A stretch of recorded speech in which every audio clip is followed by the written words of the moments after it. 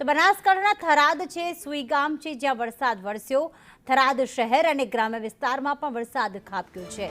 રસ્તા અને ખેતરોમાં વરસાદી પાણી ભરાઈ ગયા છે। થરાદના નીચાણવાળા વિસ્તારો પાણી થયા તો પાલિકાની પ્રી મોન્સૂન કામગીરીની અહીં પોલ ખુલી ગઈ છે। વાવ, થરાદ અને સુઈ ગામ પંથકના ગ્રામ્ય વિસ્તારમાં વહેલી સવારથી ધીમી ધારે વરસાદ વરસ્યો અને 3 કલાકમાં 35 મિલીમીટર વરસાદ નોંધાયો છે। ત્યારે પાલિકાની પ્રી મોન્સૂન કામગીરીની પોલ ત્યારે ખુલ્લી પડી ગઈ કે જ્યારે નીચાણવાળા વિસ્તારોમાં, રહેણાંક વિસ્તારોમાં પાણી ભરાઈ ગયા। ખેતરોમાં પણ વરસાદી પાણી ભરાઈ ગયા હતા। વહેલી સવારથી જ વરસાદ પડતા ગરમી અને બફારાથી રાહત તો મળી, પરંતુ પ્રી મોન્સૂન કામગીરીની પોલ પણ ખુલ્લી પડી ગઈ।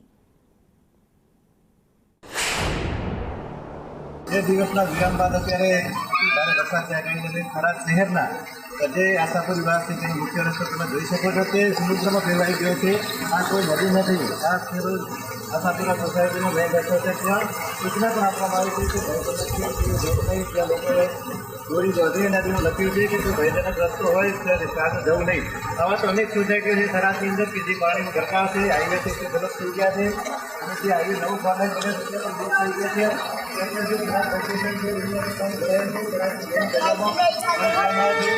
જેવી છે આશાપુરા છે, સુંદર સોસાયટી છે, સોમનાથ સોસાયટી છે, એની અંદર હાઈવેના પાણી તમને ગરકાવ છે।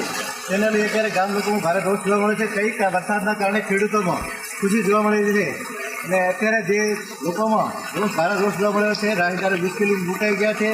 વાહન ચાલકો હાઈવે બ્લોક જેવું પરિસ્થિતિ થઈ રહી છે। વાહન ચાલકો પોતાનું વાહન જીવના જોખમે ચલાવી રહ્યા છે।